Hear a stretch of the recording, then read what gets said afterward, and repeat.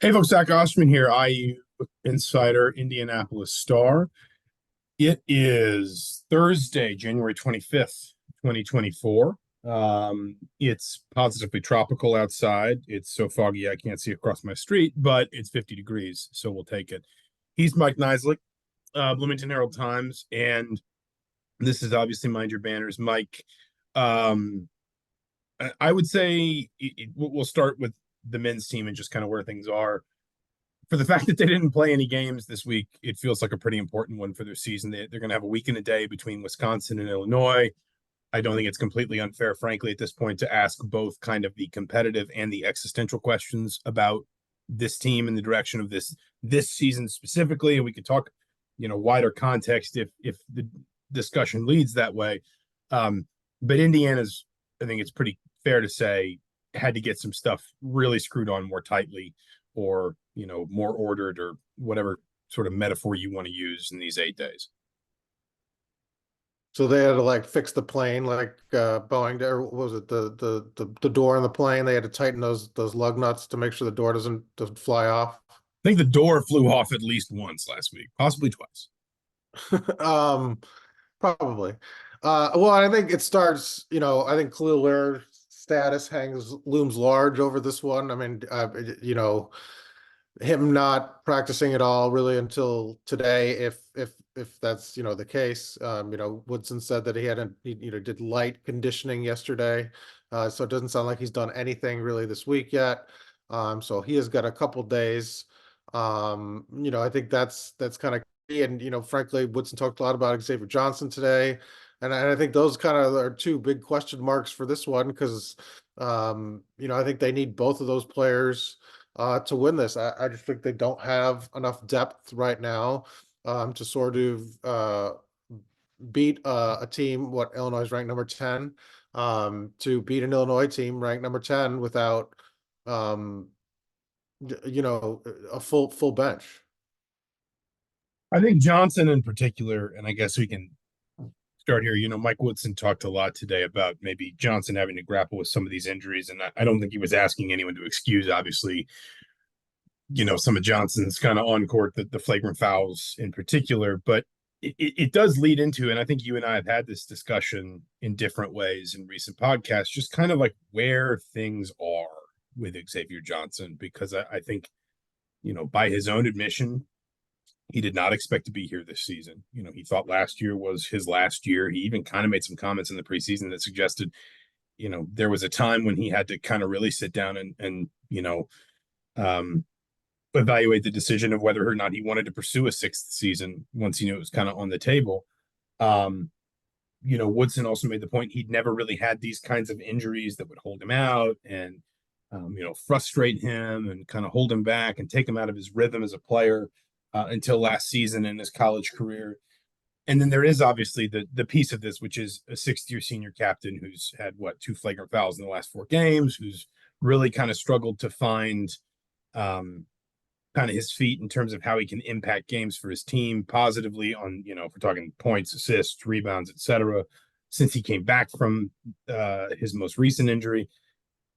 It just kind of feels like if Mike Woodson could just kind of unlock the best of one player for the rest of this season, it it might be Mackenzie Mbako, but it might well also be Xavier Johnson, not least because, as Woodson fairly points out, and I know you weren't here for this season, but Indiana doesn't make the tournament in 22 without. I mean, his play goes up to a first team All Big Ten level the last basically month of the season, and to kind of hear the stories around that time, it was because Trace Jackson Davis and Xavier Johnson went to Mike Woodson and said, "Can you please let us run your ball screen offense? We think we can do it." And he said, "All right, we'll try it." It worked between the two of them. That's what elevated Indiana, got them the wins they needed to go to the tournament. So the point is, what he can be, not just in terms of points and rebounds, but what it looks like when Xavier Johnson is really kind of in a rich vein of form. But from a lot of different directions, it feels like Indiana's fighting to find that right now. Yeah, and I was going to say that what was he honorable mention Big Ten the 1 year? I mean, I haven't seen him play at that level really. Something like that. And again, I mean, I'd have to go back and find the numbers, but he averaged something like 16 and a half points and 7 assists over like 12 or 13 games. So I mean, he was already that team's like maybe third leading scorer, but it was a pronounced jump in his impact and his ability. Yeah, and I mean, I haven't seen that. The best game he had probably this year was that Ohio State game. There was a brief glimpse of it. You do wonder, he talked about having a crack in his foot. Did he mean presently? I mean, is the injury still bothering him? How healthy is he? And then, I think it's fair to wonder now. I mean, Woodson, can he move him back into the starting lineup to get him going? And my question is if that's not an option, do you think Woodson should experiment with not having Gabe Cupps in the starting line? Yeah, I mean, this feels kind of like the difficult piece of this. And I think we discussed this in the last podcast of like, who would you continue to start? And it's kind of one of those where, Well, on because the you one said hand, your thing was, you don't see him moving Xavier back to the starting lineup.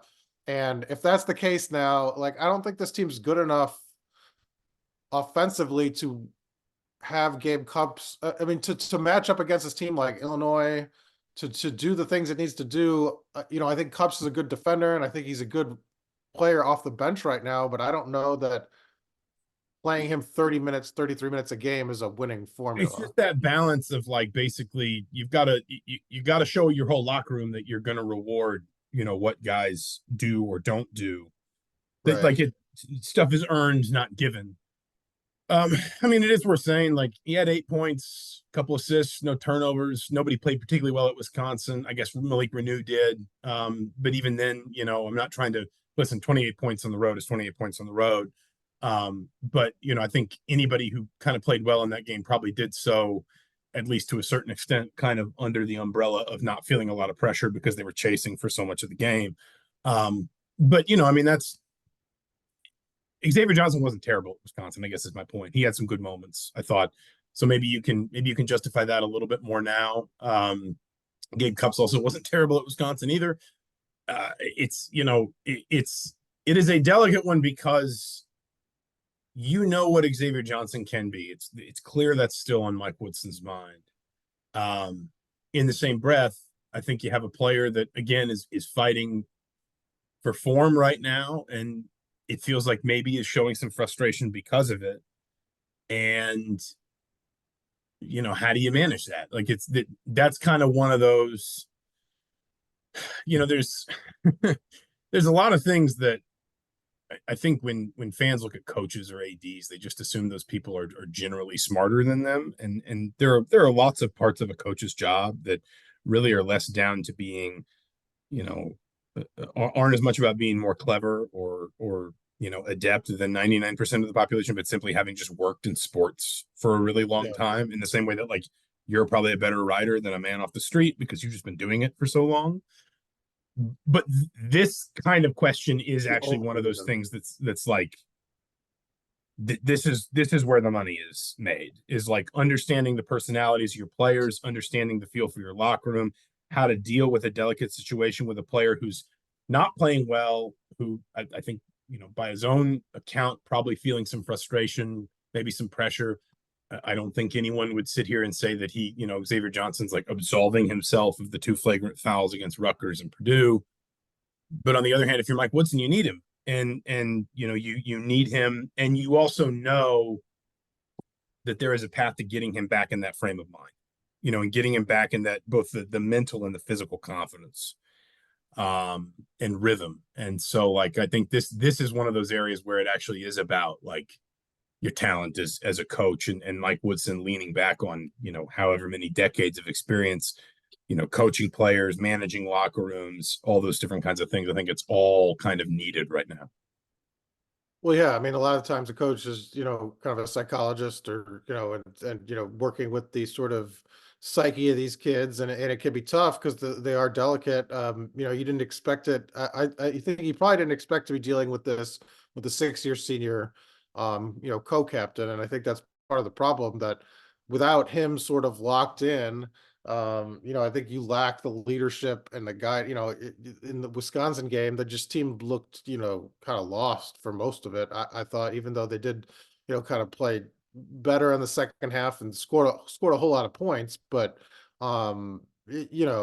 without sort of the on-court leadership, I just think this team's kind of rudderless, it feels like at times to me, especially in that first half. I mean, it's just like, you weren't in the building, but um they just felt, almost broken a little bit. And that's where I think it does lead into a wider question about this team. And I think that, it boils down to kind of individual questions and everybody kind of having to have that conversation with themselves, but also the wider issue with this team. I know we've joked about what are must wins and what aren't, but like we can sit here and just do the math. Indiana's running out of quad one opportunities. If they want to have any real sense of control of their own sort of postseason fate, um, they've got to take it soon. And if it's not, Illinois on Saturday, and obviously, as you said, that'll be a tough test. But if it's not Illinois Saturday, then it's going to have to be Ohio State, or it's going to have to be Purdue. Like that. I mean, they don't. I think the only other game they have at home that is like the only two games they have at home that could realistically serve as quad one wins at this point are Wisconsin and Michigan State. And I don't know that those are necessarily guaranteed, but that those are the only two you could hope were kind of in that range at this point. And then there's kind of the more intangible of you lost by 21 points and you lost ugly to your in-state rival. And then if that was supposed to be a gut check game, you went on the road to Wisconsin and looked, frankly, pretty limp. I mean, that was Indiana's worst defensive performance by virtually any metric this season. You've kind of got to find it soon, or you risk maybe getting to a point where either you don't find it at all, or it really doesn't matter if you find it because it's too late. And that is where I think, I mean, we can talk about Xavier Johnson, or we can talk about senior leadership, or we can talk about, how Indiana uses its bench, or Mackenzie Mbako, or whatever. Like as a group, this team kind of needs to pull it together and just kind of show a certain something, or it does risk becoming one of those seasons that just sort of, fizzles. And they don't have a lot of guys where they could just, look to the future. I mean, this bench is pretty slim. I mean, the only thing, I mean, is it time, you mentioned Mackenzie Mbako, to just sort of see what he could do kind of carrying this team at this point? I mean, is there any other option? I would personally. I mean, I've advocated that. I've advocated for that to an escalating degree for a while. And his defensive struggles, I think, are pretty apparent, but It feels like Mike Woodson's still trying to teach him lessons, and I get that, but like it's probably time to just like run with the kid and see what you got and see if he could carry this team. Because I mean, you're out of time to sort of do that and try to make the tournament, I guess. No, and I think he's also earned that to some extent of just kind of like, hey, listen, I mean, if we look at his Big Ten numbers, he's shooting 45% from three. He's hit 75% of his free throws in Big Ten play, 84.5% overall. He can stand the rebound the ball better, certainly. But you don't have anybody else that can, Malik Renew, I think, has gotten to a place where you feel like you can count on him. It's not quite what you had with Trace Jackson Davis last season, but like I think Malik Renew gives you a reasonable floor in the post, and then if Kel'el Ware adds to it or plays better that night, fantastic. And of course, as you said, we don't know what Ware is going to do. We don't know what Ware is going to do, or whether Ware is going to be available rather on Saturday. But Renew had 28 points against Wisconsin, only 8 against Purdue, but 16 against Minnesota, 13 at Rutgers, 23 against Ohio State. 14 against Nebraska. Like it just kind of feels like he gives you a bit of a baseline inside, and particularly if you can kind of pair him to Kel'el Ware. But Mbako just does things for you offensively from the perimeter in that just nobody else does. And, his ability to draw contact while attacking the rim, I think he's getting better off the dribble. He's not quite a 3-level scorer, but he's certainly the closest thing this team has. About the only thing that really I think holds it back is foul trouble. Like that's it. Like that's something Mike Woodson kind of can't control. Like in the sense of, and this was, Malik Renew was this way a little bit last year, where, he just I think Mike Woodson wanted to play him more at times, and Renew just kind of couldn't stay out of foul trouble. He averaged 6.8 fouls per 40 minutes, 7.9 in Big Ten play. There were nights where he would just, he'd pick up his second foul 35 feet from the basket. And there's just sort of, well, a coach can only do so much about that because there's no way Mike Woodson's not trying to get him to stop doing that kind of stuff. But as long as Mackenzie Mbako can stay out of foul trouble, I think you're kind of in a place where you just sort of need to run with it. And that allows you to pare down your guard rotation a little bit, which wouldn't be the worst thing in the world, because I think right now you're kind of in a place where you've got, 4 guards that you trust. And that, that allows you to be a little bit tighter with those 1 and 2 spots if you're playing Mbako a lot more at the 3. I don't know that, and I'm not trying to pick on Caleb Banks, but Banks really hasn't developed at that position in a way. Well, he's been out of the rotation the last 2 games. I think really just commands the minutes to sort of take them away from Mackenzie Mbako. I just think you have to just kind of try and open the throttle and see what happens with him, because I just don't think I don't see what else that you can achieve without him, if you understand what I'm saying. So then, I mean, I know we want to talk a little about the women. I guess before I get to that, is this a must win this weekend? It's time for the Zach Osterman. Is this a must win or no? I don't think it's a must win. I don't think you can look at a game. Kim Pum's got you, a 15-point underdog and say it's a must win. I think it is a must perform, if that makes sense. It's not a must win only because they're such a far underdog. So more just because we've seen this team never have a must win. We've seen this team as an underdog in the last 2 games, and it's clear that it still doesn't have the capacity to overcome that. So I don't think you can look at this game and just. But so can a bad team ever have a must win in your world as you chug a beer? The Waterloo. This is if they want to sponsor this. I drink way too much of this. Shotgun a beer. Yeah, that's the whiskey's in there. We know whiskey. Whiskey and seltzer. That's my go-to drink. Because then, and under that formula, no bad team can have a must win. Well, because maybe it doesn't matter. If you're a bad team, it doesnn't matter. I think that for their own sake, for themselves as much as anything else, I just think they need to see themselves play well. I mean, they've lost 4 of 6. They haven't played well in any of the 4. They've been particularly poor away from home lately. I just think there's an extent to which they just kind of need to see themselves, play well, and sort of feel that confidence again, so they can carry that into the back half of the season. I mean, that's just me. Back half of the Big Ten season. So is this worse? I mean, because the only other really extended losing streak that they had was the last year, the 3-game. Or no, they had the 5-game. Like rank losing streaks for this during Mike Woodson's era. I mean, the thing is, the problem with that is he's had 3 really distinct teams, and so they're all just different.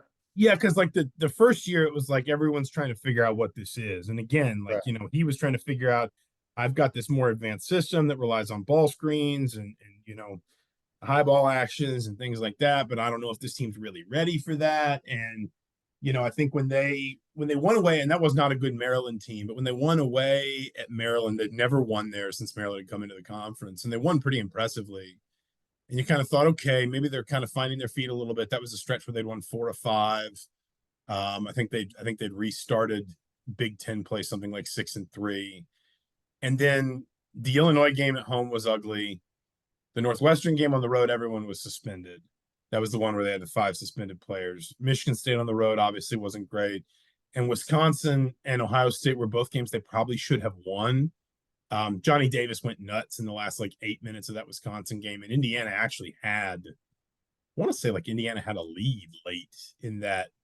Yeah, they led 63-59 with 1 minute and 11 seconds left in the second half of that Ohio State game and lost it. But there was a lot of sort of is this team good? Is this coach good? Is everyone still figuring it out? Whatever. Then last season was just kind of basically the one crisis point in the season, which was they got battered by Arizona without Jalen Hood-Schifino. They got battered by Kansas, and that was where Xavier Johnson got hurt. They won 2 games comfortably without Trace Jackson Davis around Christmas.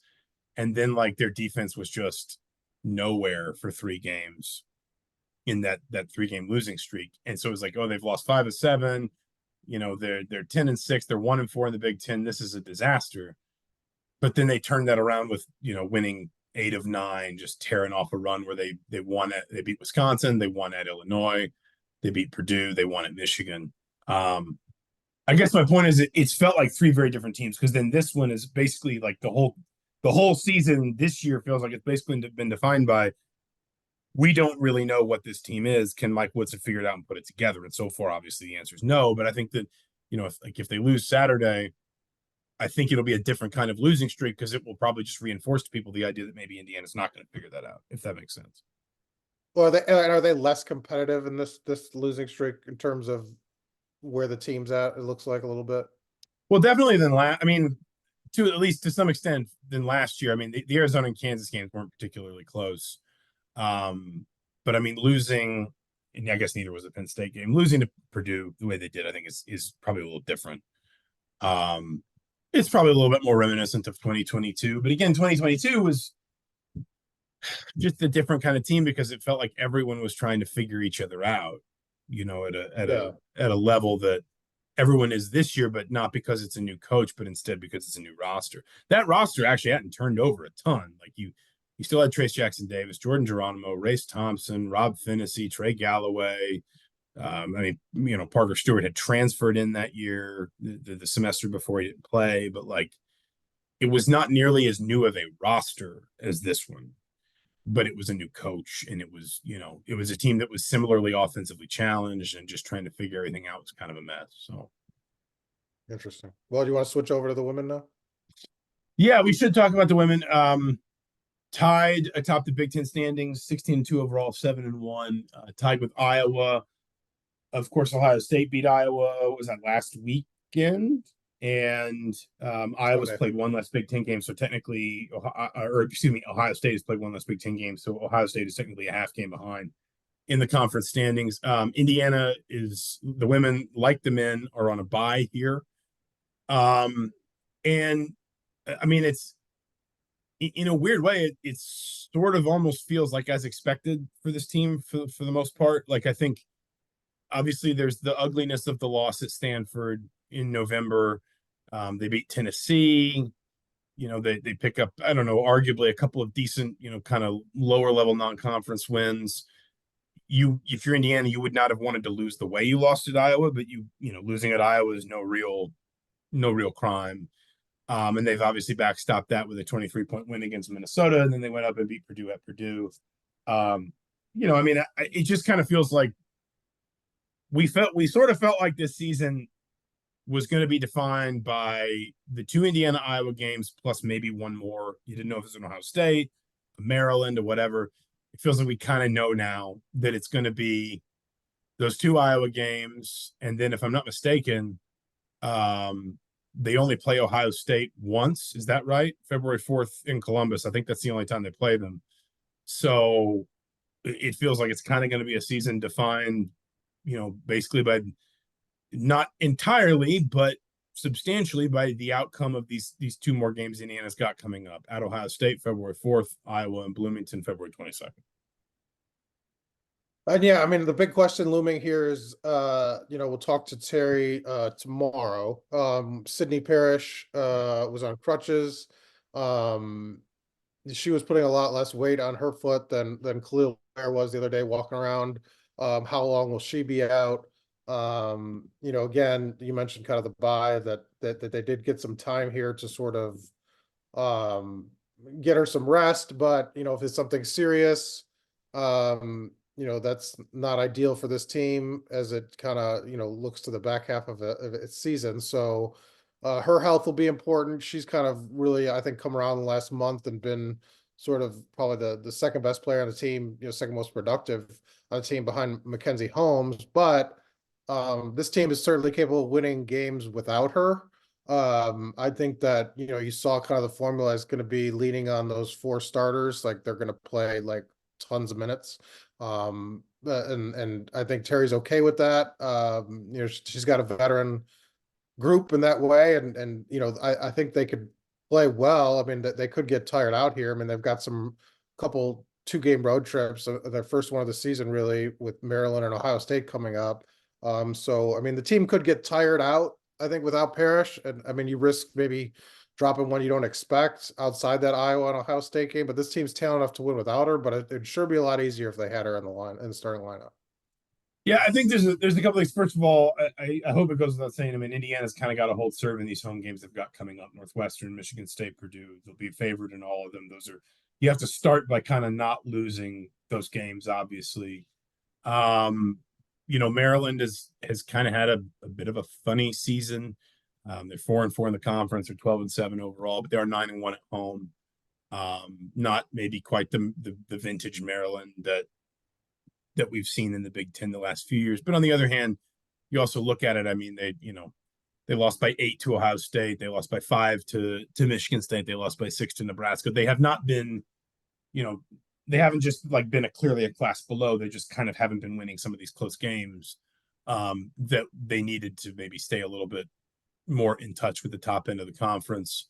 I think when we talked about we talked about this on a recent podcast, or I talked about it with somebody else, that Teri's actually played a slightly deeper bench this year than last year. There's been a little bit more leaning on younger players and all that, but I think she did tighten her rotation pretty substantially at Purdue with Sydney Parrish out, and that's not even necessarily tightening your rotation. That's just the natural sort of contraction of your rotation when you lose a key player, a starter, somebody who's played a lot of basketball for you, somebody you expect to play a lot of minutes.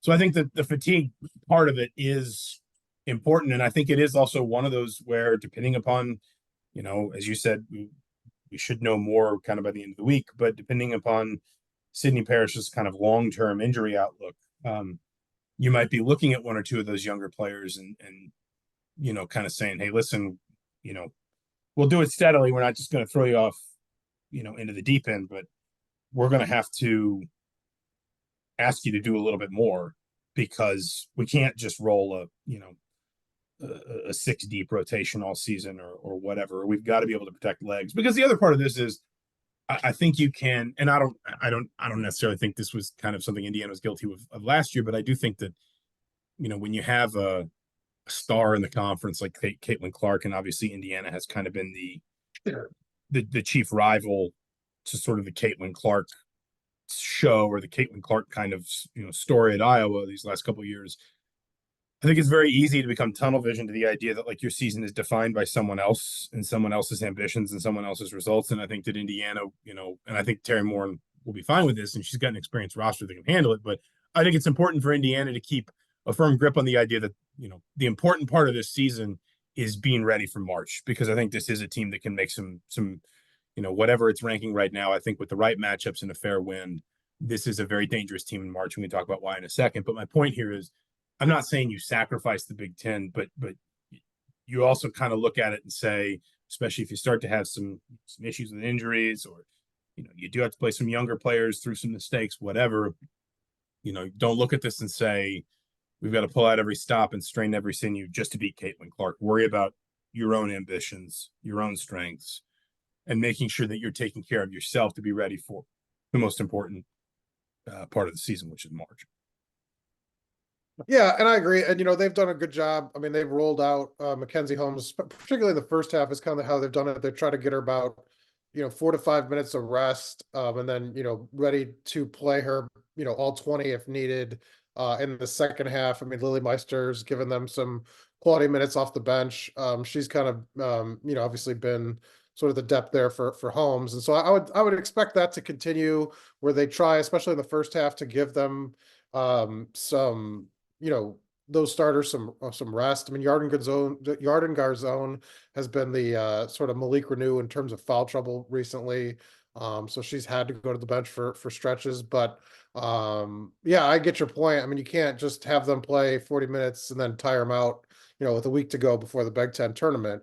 But at the same time, this is a group that wants to win, that values sort of playing its best on a game by game basis. So I don't think this team wants to sort of take their foot off the pedal at all. And so you kind of get the sense that this team wants to build the momentum back that they had during that 14-game win streak, because I think they are I know you don't want to define it by the Iowa loss, but I think the way that they lost to Stanford and Iowa bothered Teri and bothered the players, that they just didn't look competitive at times, and they looked like like they weren't playing very good team basketball at times.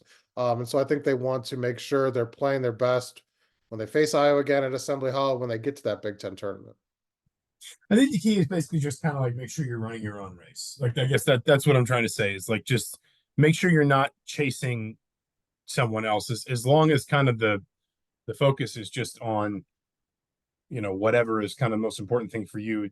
Results can be the natural byproduct of that, but just make sure you are kind of running your own race at this time of year and not feeling like you're chasing what Iowa did on the scoreboard. Or listen, give them credit, they are where they are for a reason, what Ohio State's been doing.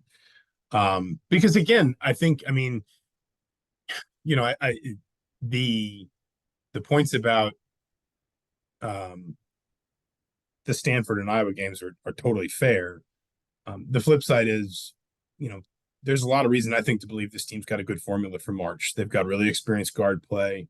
If they can get Sidney Parrish healthy in particular, they've got good, probably as good a size as just about anybody in the country. They're one of the best 3-point shooting teams in America, and that's not just been at home. Like they've shot the ball well, even away from Assembly Hall. So you feel like they could replicate that if they needed to go on the road to a neutral environment in the Sweet 16 or something. But they're not solely reliant on the three. They've also got one of the best and most productive post players in the country. So you kind of have good offensive balance. You have good size. If you can stay healthy, get healthy, etc., you've got some good depth. And you've got tough experienced guards. Like those are things that tend to play well in the postseason, obviously. And so I just think this is, like I said, I don't think it's about, just completely blocking out everything. I think you should have your own ambitions. I think you should pursue them. I just think it's sometimes, and I've seen this on the men's and the women's side before, when you have this player who is just so good, if you're a team that's competing with that player's team to win the conference, it almost feels like you wind up kind of chasing them rather than your own ambitions, if you understand what I'm saying. And I think Yeah, that's where I think the key for Indiana is just stay focused on I what just meant what it felt like in the fallout of that is I think the disappointment wasn't losing to Caitlin Clark. It was more just we played disjointed basketball against a really good team, and for the yeah. second time this year, and did not look competitive. And that's not what we want to show people, whether that's the committee or fans, and nobody. They stayed in that locker room for a very long time after that Iowa game. And Teri, sort of basically led kind of a players led meeting where she, said, how do we fix this? What do we got to do? It's on you guys. So now I think that you mentioned kind of the Ohio State game, I think will be a good test for this team, to be honest, on February 4th, with or without Sydney. This team's going to want to win that one because I think they want to show, that they're in a class of its own with Iowa, whether, they are. I think that's important. No, I think that's fair. But again, I think that, like, I think last season there was so much focus on winning the Big Ten, and I think that was understandable because that was something this program had never done before. It had had some successful seasons in recent years, been to Sweet 16s, been to the Elite Eight.